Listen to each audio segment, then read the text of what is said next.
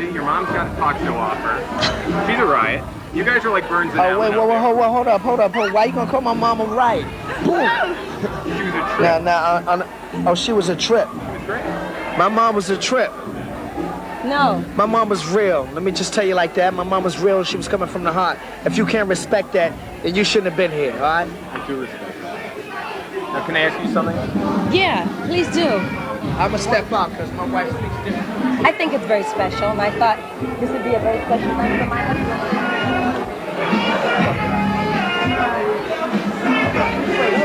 Call my mama tripping. He's up. Come on, man. You at my birthday party calling my mama tripping. Turn off the camera. Have you ever hit her? No.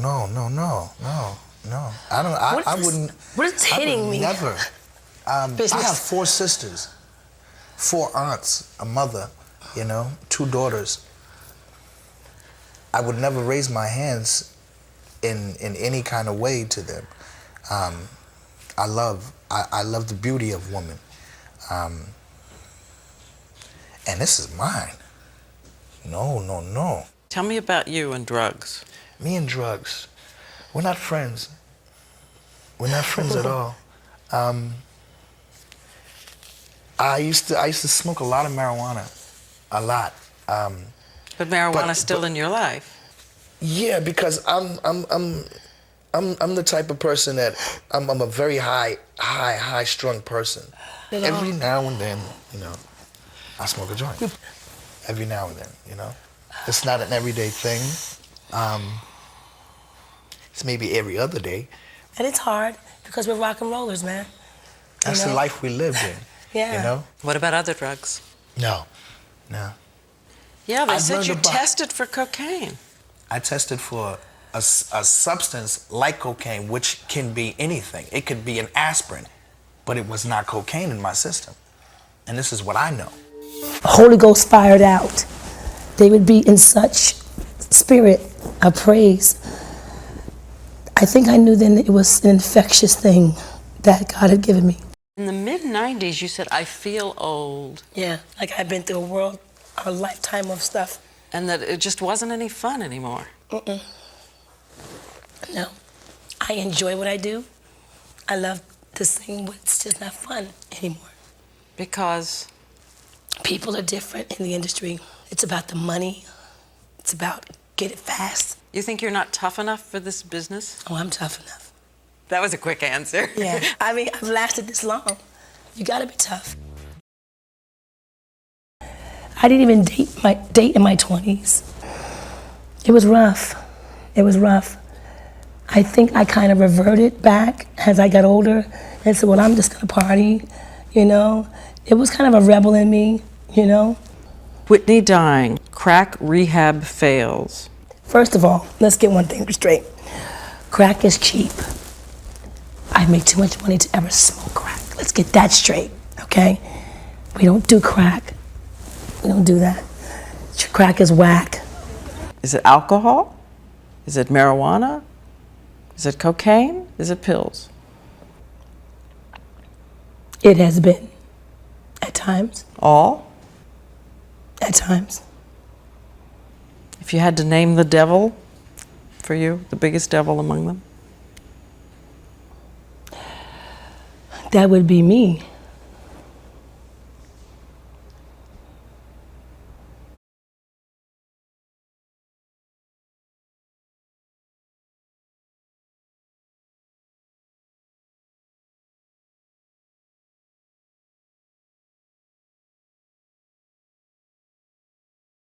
It's my deciding. It's my heart. It's what I want and what I don't want. Nobody makes me do anything I don't want to do. It's my decision. So the biggest devil is me. I'm either my best friend or my worst enemy. And that's how I have to deal with it. But now do you say, not at all? Or do you say, I can... Well, I'm not going to tell you that. I could tell you that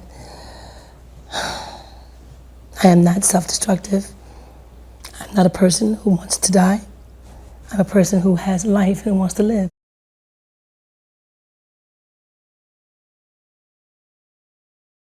We're going to to go back to 2 days before Whitney Houston's death, Thursday.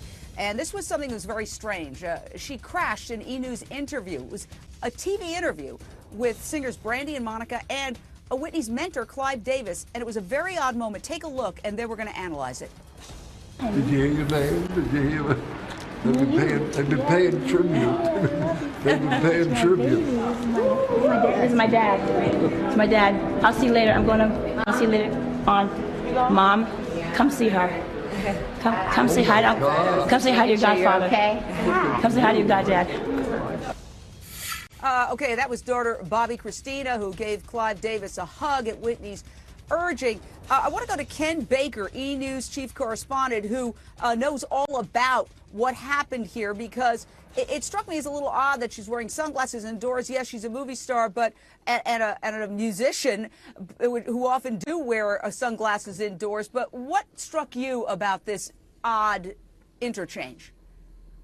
Well, there's a lot of interesting things about that, and as you mentioned, this is the last known video that we really have of her before she died, and so for that reason, I think that everyone watching it at home and just everyone that I know who has seen this video, it's very moving and chilling, really, to see her in those last moments. It's the last images we really have. So that being said, a little context here. We were interviewing Brandy, Monica, and Clive Davis. They were promoting his Music Cares, the benefit that Clive Davis has every year. And they were giving an interview to us. And Whitney Houston just was staying at the hotel, as we know now. She had just been at the pool and was just walking by and basically hopped into the interview room unannounced, and to the surprise of everyone. And you can see in the video, including Clive and Brandy and Monica, and of course Brandy on the left there, if you look very closely, you can see that actually Whitney handed some sort of note to Brandy, and they've known each other for a very long time, and you can see that she looks at the note and then hands it off to an assistant. And if you replay it enough, you can actually see this happen. Brandy looked a little uncomfortable, it seemed to me, and to a lot of people who've seen it. I think that what you saw there was Whitney Houston, just as a lot of people did see her, which was just a very normal person, kind of didn't have a lot of boundaries, kind of spoke her mind. They always had a lot of levity to her, and was a very, very emotional, loving person. You can see there she's bringing Bobbi Christina into give a hug to Clive Davis, her godfather. So it was just a very interesting, candid moment, and just true to Whitney's form, just completely unscripted. Hey, what is going on with y'all, man? It's Black Balloon, and I'm coming back with another video, so y'all already know what's going on. Alright, y'all, look, we're gonna get right into it, right? So this video is gonna have a lot to it, because there's a lot that goes into Whitney Houston's death. But that a lot is very simple, and it's very clear and easy to see who is actually behind the sacrifice of Whitney, and also that pretty much everyone in that room knew exactly what was going on in the final days of Whitney Houston. Now, mind you, she did the whole interrupt the interview thing about 2 days before she died. Now, a lot foreshadowed her death. A lot. Like, I mean, a lot. Whitney Houston, her sacrifice is one of the most obvious ones for multiple reasons, and we'll go over it in this video. I guess one of the things you should know about Whitney Houston is I think she signed one of the biggest music contracts ever, to be signed. I think it may be the biggest, of $100 million to a single artist. And obviously she was named The Voice. And one of her songs was voted the, I think it's like the, I forget what title they gave it. It was like the number one, love song of all time, basically, which gives us a little bit of numerology as far as how she died 3 days before Valentine's Day. And you got to factor in the fact that she also had her song dubbed as the number one all-time love song, I can't remember the exact, like, stat that they titled it, but it was basically voted the #1 love song of all time. I Will Always Love You. And so that gives us just more kind of, it just gives us more symbolism around her death, just because she died 3 days before Valentine's Day. But back to her interrupting the interview. Now, this was really infamous because she passed Brandy a note, and to this day, we don't know what that note said. Brandy looked very uncomfortable. She looked as if, someone was in the room that wasn't supposed to be in the room. Someone that, makes other people feel uncomfortable. You know how people treat someone that's kind of like, that became how Whitney became. They're on drugs. When they come around, people don't like them. They get uncomfortable and blah, blah, blah. That's how Brandy was looking.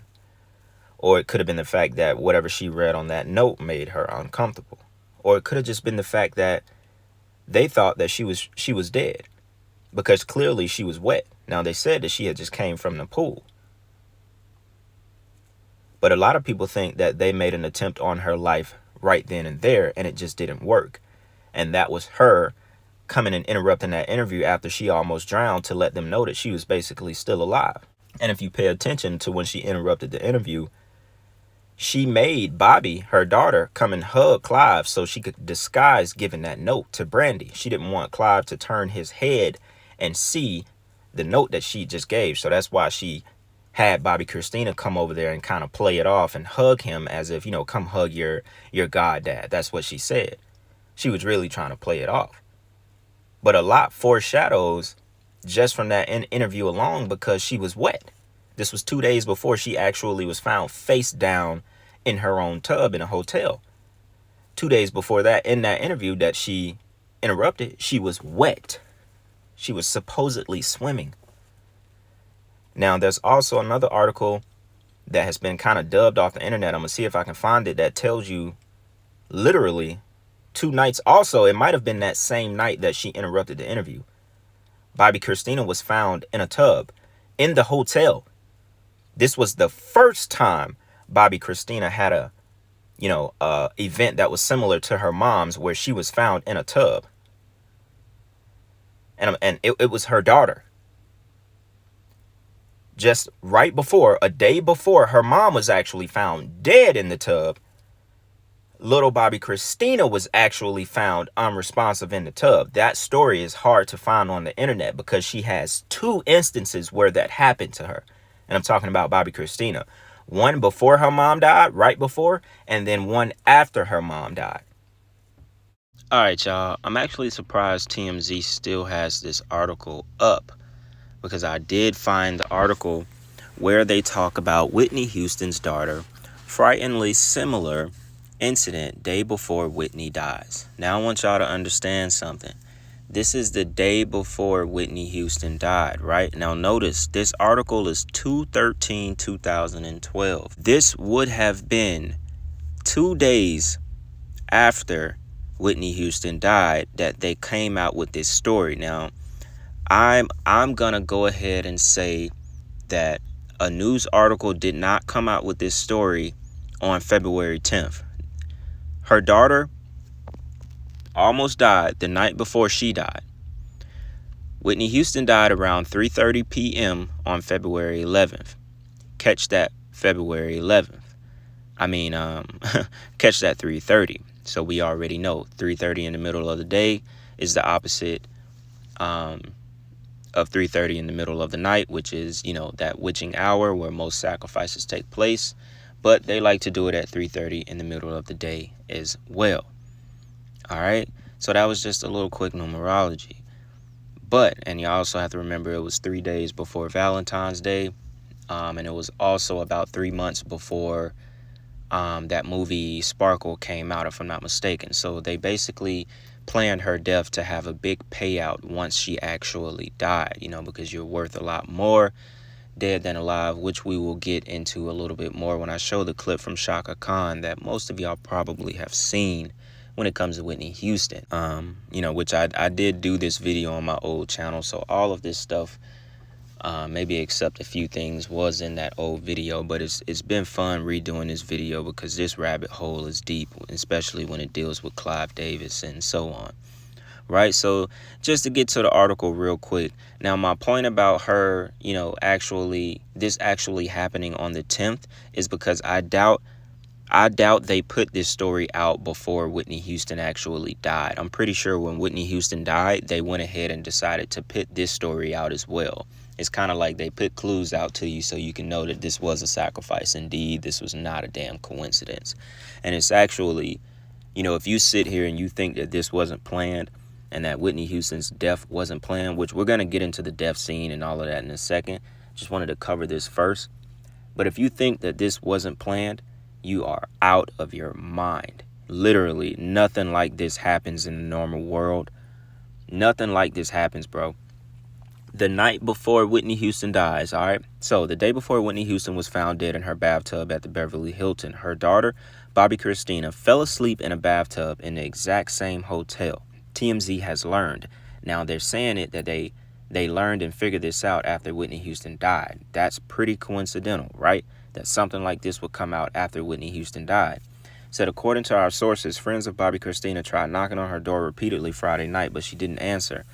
We're told they called security to get them to unlock the door and to help, get Bobbi out of the tub. Okay? Now, you have to notice something in this article. They said that her friends were knocking on the door repeatedly Friday night and she didn't answer. And that they called security to get them to unlock the door and to help them get Bobbi out of the tub. It's like, all right, how do y'all know that she was even in the tub if the friends were outside of the door? Obviously, once they got in there, they would have found out. But they wrote this article as if the friends already knew that she was in the tub. But anyway, says our sources says it happened on the same floor of the hotel where Whitney would be found dead the next day. We're told the room Bobbi Christina was in was booked under Whitney's name, which she had a bunch of people there at the hotel for the Grammy party. They had a bunch of hotels rented out under Whitney's name. So this right here gives us an idea, okay? If Whitney had a bunch of rooms rented out in her name, then that means in the daughter's room and in her room, there was something there set up to drug both of them. Or either, they didn't know exactly what room Whitney was in and they just put it in both rooms because clearly Whitney Houston was drugged.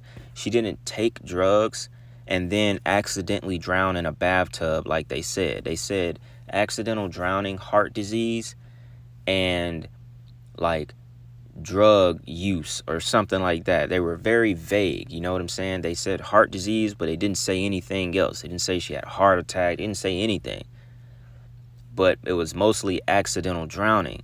Now, she didn't drown because she had so much coke and all that in her system and all that stuff, which coke is like a upper, it more makes you upbeat than anything. Obviously, that can give you a heart attack, stop your heart, and do all of that good stuff as well. But we here, if you're on this channel, she didn't die of an overdose nor an accidental drowning. She was drugged and killed, and they placed her face down in the tub. That's how they did it. They did a ritual over her body. They kept her in the hotel. And yeah, so I'm not gonna go too much. I'm gonna save that part for later on in the video. But this part is about Bobbi Christina and how she basically foreshadowed her mom's death the night before and how this was basically set up. In my mind, I think they tried to kill both of them that night. That, during those days that they were actually at the hotel.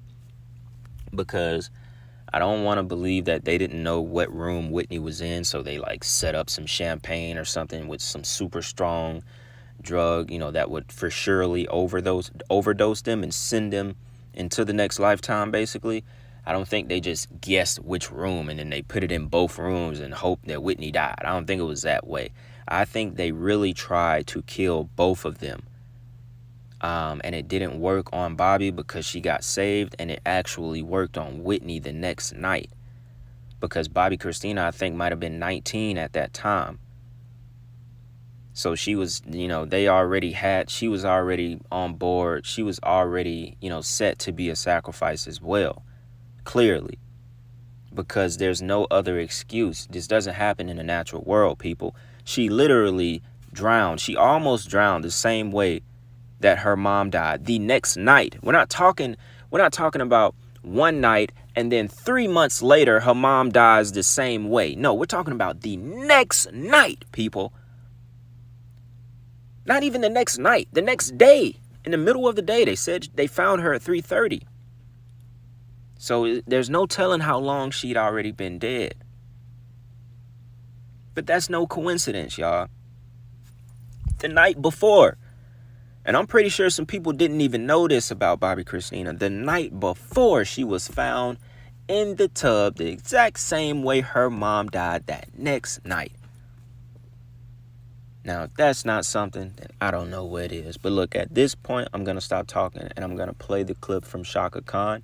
Then I'm going to come back in this video and we're going to wrap it up and we're going to talk more about the death scene, Whitney Houston, Bobby Brown, Bobbi Kristina, and Bobby Brown's son. And we're also going to talk about Nick Gordon, Bobbi Kristina's boyfriend, and, you know, just wrap it up and basically tie it all together. All right, so check this clip out with Chaka Khan. Then I'm going to come right back and we're going to dig a little bit deeper.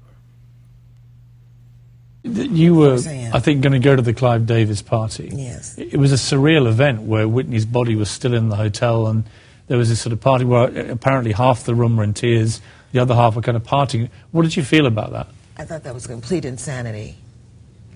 And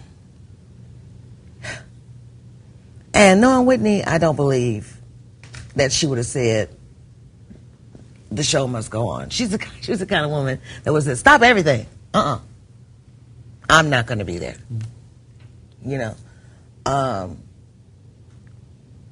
don't know what could motivate a person to have a party in a building where the person whose life he had influenced so enormously and whose life had been affected by her. So they were like, I don't understand how that party went on. I had Clive Davis by pure chance in here on Friday night with Jennifer Hudson, and he obviously worshipped Whitney, and I think he must have gone through agony when he heard this news, knowing it was 2 or 3 hours till this event. Right. And I think he took the decision to turn it into a tribute to her. And I understand that. I mean, he obviously was wrestling with the right thing to do. That would have been right if it really was a true tribute, and, you know, and a true tribute, you know, might have been a truer, a more honest tribute from, in my opinion, would have been maybe call everybody together, let's say a prayer, and let's eat dinner and go home. What is your, I couldn't get dressed. I was supposed to go to the party. I just got off a plane from Miami at about 5:30. As soon as I hit the tarmac, I found out, I heard, and I couldn't put on makeup. I couldn't get dressed. I couldn't do anything. I was paralyzed. I couldn't do anything. All right. So y'all heard that from Chaka Khan. Now, basically, she was just talking about, you know, how she felt like, you know, it was completely not in Whitney's best interest for the party to continue going on. And just off of her, you know, her body language in that interview, you can tell that she wanted to say a lot more, and she felt very strongly about Clive Davis and the way that things happened with Whitney Houston. Clearly, she knows the secrets, and she knows exactly what happened to Whitney Houston, and she's just not allowed to say it all on TV, obviously. And then he mentioned how he had Clive Davis and Jennifer Hudson on his show, which he did. There is an interview with Clive Davis and Jennifer Hudson where they kind of allude to Whitney Houston, because that dude Pierce Morgan, or if that's his name, whatever his name is, he asked Clive Davis, you know, he kind of asked about Whitney Houston, and then Clive Davis, he kind of alludes that Jennifer Hudson is the next voice. She's the next Whitney Houston. So he kind of alludes that she's the next Whitney Houston in that interview. Now, I would have put that in this video, but it didn't really You know, it wasn't nothing too juicy in that just says Clive Davis, you know, from that interview that he was responsible and he sacrificed her for Jennifer Hudson, blah, blah, blah. So I didn't put that clip. But it just gave us more fuel, you know, it gave us more fuel just for the entire thing, because like I told y'all in the beginning of the video, there's a lot that foreshadows her death. A lot. And that's why we really had to go over, you know, the whole bathtub thing with her daughter almost dying the night before that she died. And we obviously know that they did the ritual in water because, you know, water is kind of similar to blood in a way. It's the same way. It's the gateway to the other side. It's the gateway to another world. It's kind of used as a portal, in a sense. And so that's why they ran the ritual over her body as she was still in the water, dead, just a couple of floors up above the party. Because clearly, if you notice what he said Clive Davis found out about 2 to 3 hours before the event happened. So he actually had a chance to stop the show because Whitney Houston just died. Now, that's something that a normal person would do because Whitney Houston literally just died. But no, he said he had so much power that he ordered the coroners or whatever to not bring the body out. Don't bring the body downstairs. So basically, they already was up there. They was already in the room. They knew she was dead. He ordered them to not bring the body out until the party was over. Now, that sounds very wicked. And basically, everyone that is literally at the party, they're taking place and consuming the energy from a dead body that's right upstairs that, you know, a sacrifice was done over in order to basically wish this new, you know, era in, to wash her old era out, you know, to rake all the money that they can from her and her estate, which was given to her daughter, which was another reason they made sure that her daughter was dead afterwards, which they tried to kill both of them within that week. If you think about it, when she interrupted that interview, she already knew she was on her way out. That's why she interrupted the interview. She wanted to be on camera doing some wild shit one more time, just to try to let people know. That's what that was. That was almost like a cry for help from Whitney Houston. She knew she was about to die.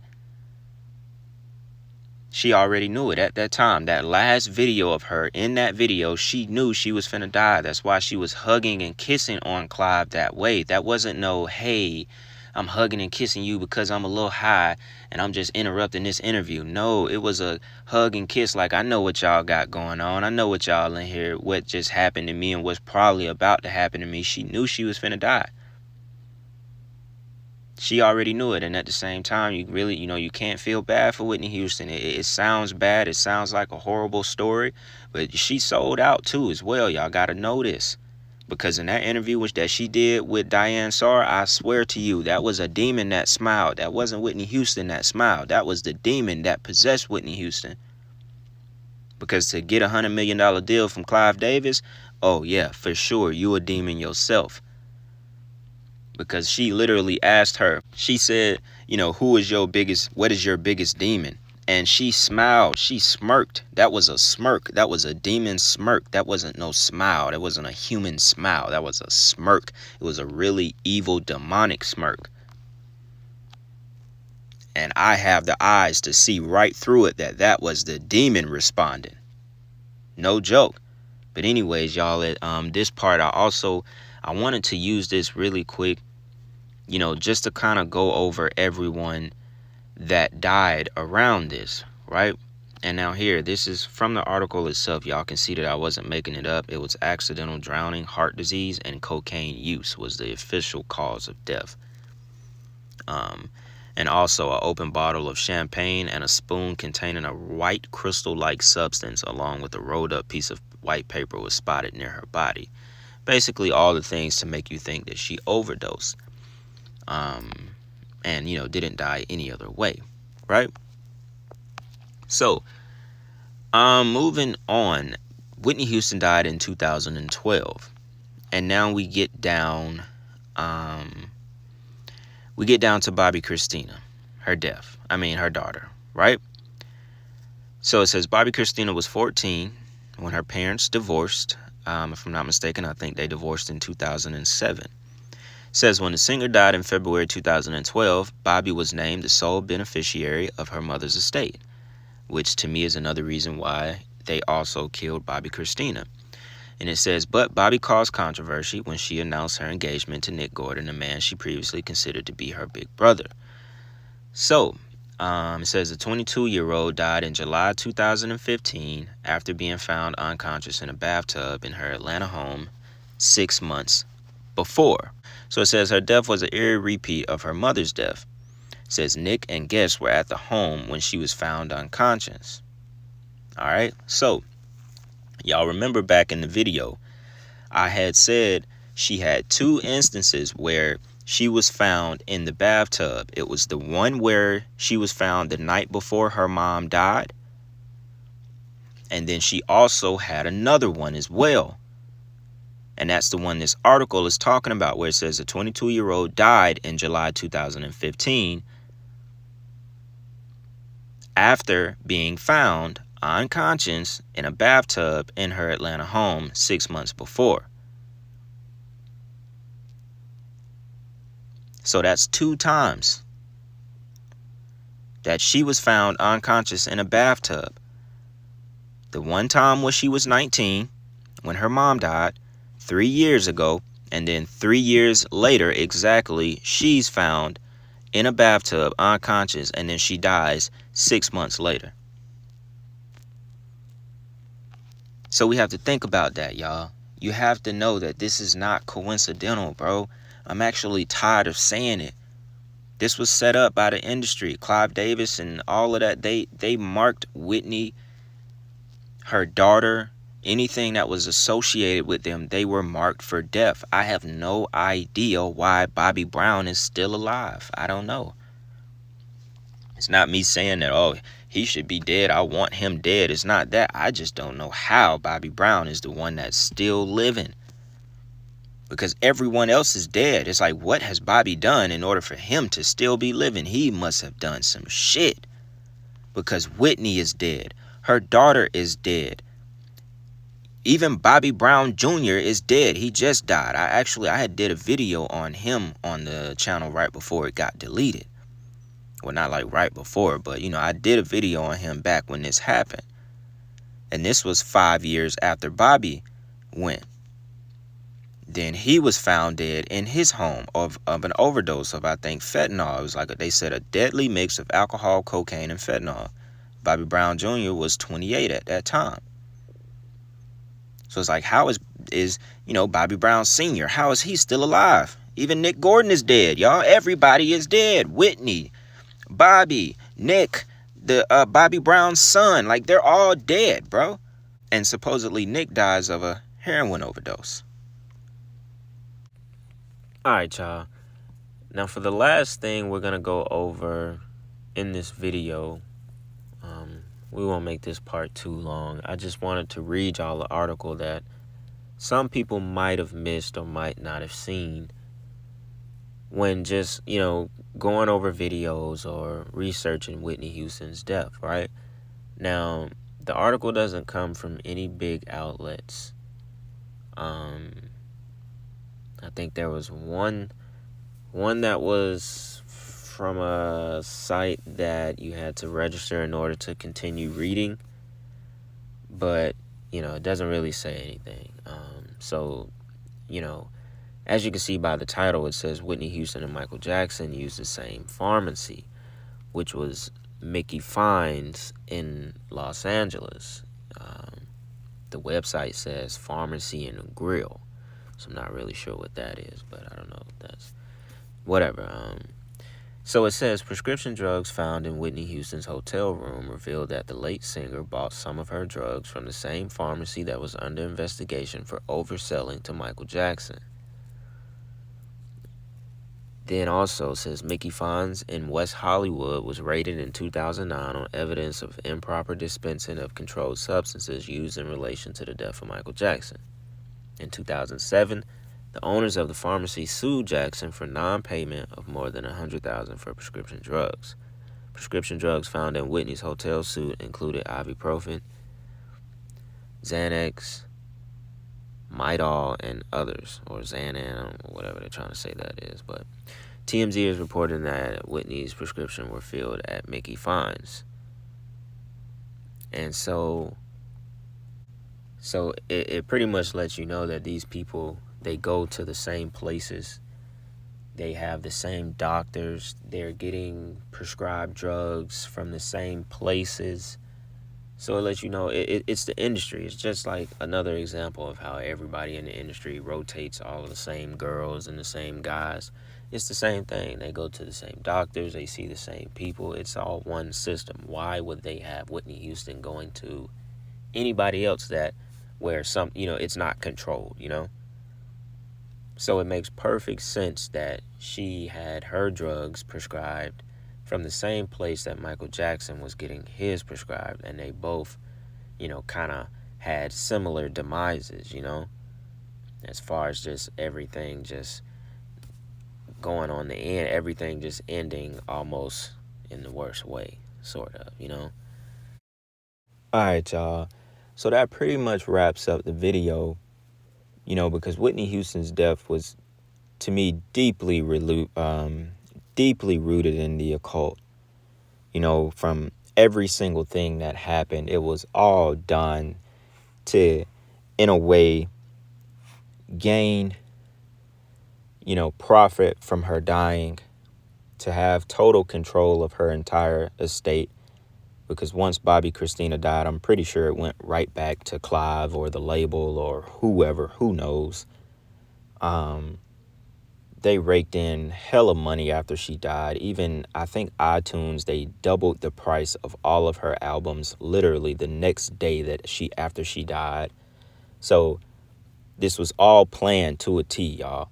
It was all planned from the date that she died, the rollout of the movie coming out 3 months later, raising the prices of her albums, killing her daughter 3 years later. Everything, y'all, everything. It just seems like they wiped out everything, that kind of had to do with Whitney Houston's life some way. Obviously she still got her sister and stuff like that, Sissy Houston, and so on. But, it just seems like everyone that was really directly involved in her estate is dead, except Bobby Brown. So there was something very, very deep and sinister going on with the entire Whitney Houston, Bobby Brown, Clive Davis situation, which we will get more into Clive Davis when we do the Jennifer Hudson video. Again, I'll bring that video back to the channel since it's kind of relevant to this video as well. So that'll be pretty dope to do. So if I missed anything, y'all let me know in the comments. I hope y'all enjoyed this video. I hope y'all enjoyed y'all weekend. And yeah, man, with that being said, it's Black Balloon, and I'm going to see y'all soon. I'm out.